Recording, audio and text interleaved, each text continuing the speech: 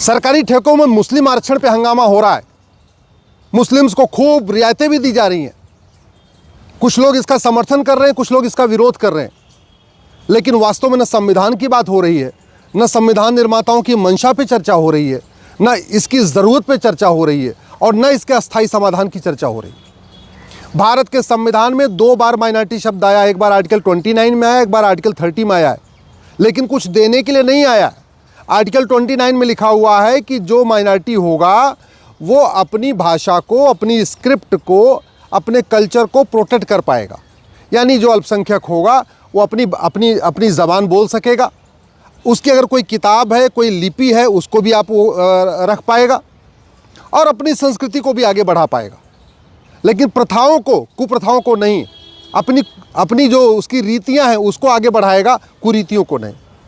देने के लिए कुछ तो है ही नहीं व्यवस्था। और आर्टिकल 29 में भी माइनॉरिटी कौन होगा ये भी नहीं डिफाइन किया हुआ है। फिर आता है दूसरी बार माइनॉरिटी आर्टिकल 30 में, और आर्टिकल 30 में जो माइनॉरिटी आया है वो लिखा है कि जो माइनॉरिटी होगा वो अपने स्कूल खोल सकेगा, मदरसा नहीं। मदरसा स्कूल नहीं होता। आर्टिकल 30 में साफ साफ लिखा हुआ है कि एजुकेशन इंस्टीट्यूशन अपना खोलेंगे, मदरसा बोर्ड नहीं खोलेंगे। मदरसा एजुकेशन नहीं, एजुकेशन इंस्टीट्यूशन, जो सेकुलर एजुकेशन होती है, जो सबके लिए कल्याणकारी शिक्षा हो, वो स्कूल खोल सकेंगे। यानी इंजीनियरिंग कॉलेज खोल सकेंगे, मेडिकल कॉलेज खोल सकेंगे, लॉ कॉलेज खोल सकेंगे, मदरसा नहीं। आर्टिकल 30 को ध्यान से पढ़िए, उसमें रिलीजियस एजुकेशन नहीं लिखा हुआ है, सिंपल लिखा हुआ है एजुकेशन इंस्टीट्यूशन, जबकि मदरसों में रिलीजियस एजुकेशन दी जाती है। तो न संविधान के आर्टिकल 29 में माइनॉरिटी डिफाइन किया गया है, न संविधान के आर्टिकल 30 में माइनॉरिटी परिभाषित किया गया। उसके बाद जो कानून बना है 1992 में बना, उसका नाम है माइनॉरिटी एजुकेशन एक्ट, उसमें भी माइनॉरिटी डिफाइन नहीं किया गया है। उसके बाद 2004 में एक कानून बना है माइनॉरिटी एजुकेशन इंस्टीट्यूशन एक्ट, उसमें भी माइनॉरिटी डिफाइन नहीं किया गया है। तो पूरे देश में जो माइनॉरिटी के नाम पे खेल चल रहा है, माइनॉरिटी के नाम पे वजीफ़ा जा रहा है, माइनॉरिटी के नाम पे लोन जा रहा है, माइनॉरिटी के नाम पे कोचिंग चल रही है, माइनॉरिटी के नाम पे मदरसा चल रहा है, माइनॉरिटी के नाम पे वक्फ बोर्ड चल रहा है, माइनॉरिटी के नाम पे वक्फ ट्रिब्यूनल चल रहा है, माइनॉरिटी के नाम पे माइनॉरिटी कमीशन चल रहा है, माइनॉरिटी के नाम पे माइनॉरिटी अफेयर मिनिस्ट्री चल रही है। इसके बारे में तो संविधान निर्माताओं ने कभी सोचा ही नहीं था। माइनॉरिटी कुछ देने के लिए नहीं था, केवल और केवल अपनी प्रथाओं को प्रोटेक्ट करने, अपनी संस्कृति को प्रोटेक्ट करने, अपनी भाषा को प्रोटेक्ट करने के लिए था, और एजुकेशन इंस्टीट्यूशन खोलने के लिए था। एजुकेशन इंस्टीट्यूशन का मतलब मदरसा नहीं होता, क्योंकि मदरसा रिलीजियस एजुकेशन देता है, जबकि आर्टिकल 30 में लिखा हुआ है एजुकेशन इंस्टीट्यूशन, यानी engineering college, medical college, law college वो खोल सकेंगे। अब समाधान क्या है? समाधान ये है कि जब कहीं पे माइनॉरिटी डिफाइन ही नहीं है, न संविधान में माइनॉरिटी डिफाइन, न किसी कानून में माइनॉरिटी डिफाइन, तो फिर माइनॉरिटी के नाम पे इतनी बंदरबाट चल कैसे रही है? वो बंदरबाट चल रही है 1993 में 23 अक्टूबर 1993 को गृह मंत्रालय का नोटिफिकेशन है। उस नोटिफिकेशन में कहा गया है कि मुस्लिम माइनॉरिटी है, क्रिश्चियन माइनॉरिटी है, बौद्ध माइनॉरिटी है, सिख माइनॉरिटी है और पारसी माइनॉरिटी है। लेकिन जब कोई इस तरीके का नोटिफिकेशन गृह मंत्रालय जारी करता है तो ऐसे आंख बंद करके नहीं करता है। पूरे देश में माइनॉरिटी कौन होगा इसका नोटिफिकेशन जारी करने के पहले कोई सर्वे नहीं हुआ।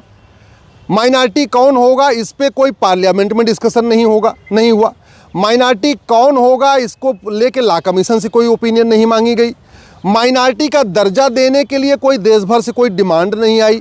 न क्रिश्चियन ने पूरे देश भर में कहा हमको माइनॉरिटी घोषित करो, न मुस्लिम ने कहा हमको माइनॉरिटी घोषित करो, न सिखों ने कहा हमको माइनॉरिटी घोषित करो, न पारसियों ने कहा हमको माइनॉरिटी घोषित, किसी ने नहीं बोला। फिर भी 23 अक्टूबर 1993 को गृह मंत्रालय के एक सचिव के द्वारा एक नोटिफिकेशन जारी कर दिया गया। अब गृह मंत्रालय अगर उसी अपने नोटिफिकेशन को बदल दे और उस नोटिफिकेशन में लिख दे कि जो समुदाय भारत में 1% से कम है वो माइनॉरिटी कहलाएगा, जो समुदाय 1% से ज़्यादा है उसको माइनॉरिटी का दर्जा नहीं मिलेगा, सारी समस्या का समाधान हो जाएगा।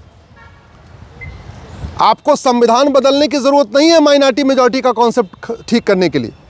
आपको कानून भी बदलने की ज़रूरत नहीं है, क्योंकि 1992 वाले कानून में जो नेशनल माइनॉरिटी कमीशन एक्ट बना उसमें खुद ही सेक्शन 2C में लिखा हुआ है कि माइनॉरिटी कौन होगा इसको केंद्र सरकार बताएगा।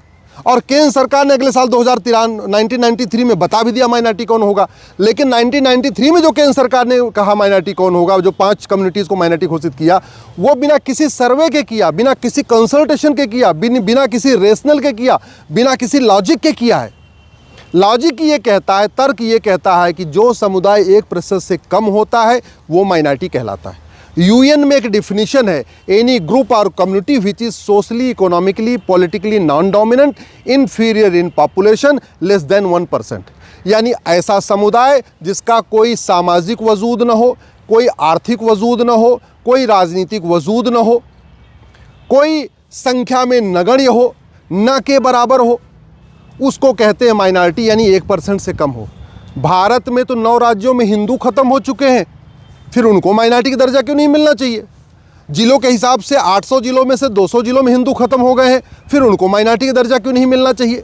तहसील के हिसाब से देखिए तो 6000 तहसील में 1500 तहसील में हिंदू खत्म हो चुके हैं, फिर उनको माइनॉरिटी का दर्जा नहीं मिलना चाहिए।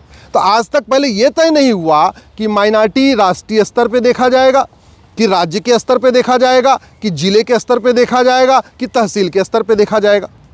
समाधान इसका वही है जो 1993 का गृह मंत्रालय का नोटिफिकेशन है, उसको गृह मंत्रालय बदल दे और बदल के उसमें साफ साफ लिख दे कि 1% से जो ज़्यादा है वो माइनॉरिटी नहीं कहलाएगा। सारी समस्या का समाधान हो जाएगा। जैसे ही आप 1% वाली कंडीशन डालेंगे तो भारत में केवल बहाई बचेंगे जो माइनॉरिटी का दर्जा जिनको मिलेगा, पारसियों को माइनॉरिटी का दर्जा मिलेगा, यहूदियों को माइनॉरिटी का दर्जा मिलेगा, बाकी सब लोग सब भारतीय बन जाएंगे, सबको एक समान अधिकार। वैसे भी संविधान में सबको एक समान अधिकार है। कायदे से जब सेकुलर शब्द जोड़ दिया तो माइनॉरिटी मेजॉरिटी की ज़रूरत ही नहीं है। लेकिन फिर भी अगर आपको माइनॉरिटी अफेयर मिनिस्ट्री चलाना है, माइनॉरिटी कमीशन चलाना ही है, माइनॉरिटी के नाम पर योजनाएँ बाँटनी है, तो माइनॉरिटी तो डिफाइन होना चाहिए, कम से कम इतना काम तो होना ही चाहिए। और माइनॉरिटी को डिफाइन करने के लिए ना संविधान में संशोधन करना है, माइनॉरिटी को डिफाइन करने के लिए किसी कानून में कोई संशोधन नहीं करना है, क्योंकि 1992 वाला जो कानून है उसमें साफ साफ लिखा हुआ है केंद्र सरकार जिसको चाहे उसको माइनॉरिटी डिक्लेयर कर दे। तो अब मैं केंद्र सरकार से, माननीय प्रधानमंत्री से, माननीय गृह मंत्री से निवेदन करता हूँ, आप वो जो गृह मंत्रालय का आदेश है 23 अक्टूबर 1993 वाला, उसको वापस ले लीजिए, एक नया आदेश जारी कर दीजिए, उसमें लिख दीजिए कि जो 1% से ज़्यादा है राष्ट्रीय स्तर पे उसको माइनॉरिटी का दर्जा नहीं मिलेगा, जो 1% से कम है वो माइनॉरिटी कहलाएगा। और फिर जनगणना के आधार पे देख लीजिए 2011 में कि कौन 1% से कम है, कौन 1% से ज़्यादा है।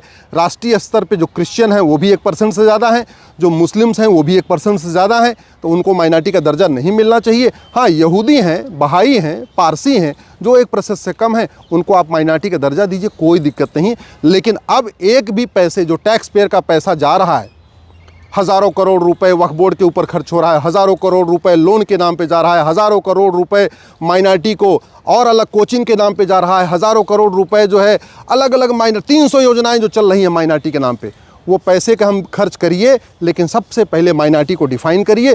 1993 का जो नोटिफिकेशन है उसको वापस लीजिए, ख़त्म करिए, एक नया नोटिफिकेशन जारी करिए इस कंडीशन के साथ कि 1% से कम वाला माइनॉरिटी कहलाएगा, बाकियों का माइनॉरिटी को दर्जा नहीं मिलेगा। ये इस समस्या का समाधान है। उसके बाद ये जो माइनॉरिटी रिजर्वेशन होना चाहिए, माइनॉरिटी ये होना चाहिए, वो होना चाहिए, सरकारी ठेकों में रिजर्वेशन होना चाहिए, ये सारी समस्याओं का समाधान हो जाएगा। सिंपल, न संविधान बदलना पड़ेगा, न कानून बदलना पड़ेगा। गृह मंत्रालय के हाथ में है, वो सचिव स्तर का अधिकारी, एडिशनल सेक्रेटरी लेवल का अधिकारी, डिप्टी सेक्रेटरी लेवल का अधिकारी उस नोटिफिकेशन को जारी कर सकता है।